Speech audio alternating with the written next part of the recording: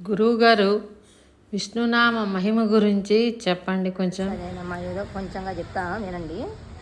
వేదానుద్ధరతే జగన్యవహతే భూగోళం పురవిభ్రతే దైత్యం ధారయతే బలిం చలయతే క్షత్రక్షయం కుర్వతే పౌలస్త్యం జయతే హలం కలయతే కారుణ్యమాతన్వతే మ్లేచ్ఛాన్ మూర్ఛయతే దశాకృతి కృతే కృష్ణాయ శుభ్యం నమః.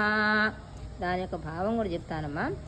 మత్స్యరూపుడివై అంటే మీనాకారంలో వేదములను ఉద్ధరించి కూర్మరూపధారుడివై, కూర్మమనగా తావేరు, పర్వతములను భరించి వరాహరూపుడవై భూమిని వహించి నరసింహరూపుడవై హిరణ్యకశ్యపుని సంహరించి వామనుడివై బలి యొక్క మదమును అణచి పరశురాముడవై క్షత్రియుల యొక్క అహంకారమునందంటిని త్రుంచివేసి రాముడవై రావణుని హతమార్చి బలరాముడవై హలమును ధరించి కరుణా సముద్రుడవై కృష్ణావతారమును ధరించి కల్కివై దుష్టుల సంహరించుచు ఈ దశవిధ ఆకృతులను ధరించిన ఓ కృష్ణ, నీకు నమస్కారము అని నమస్కారం చేయటమే విష్ణునామ యొక్క మహిమ.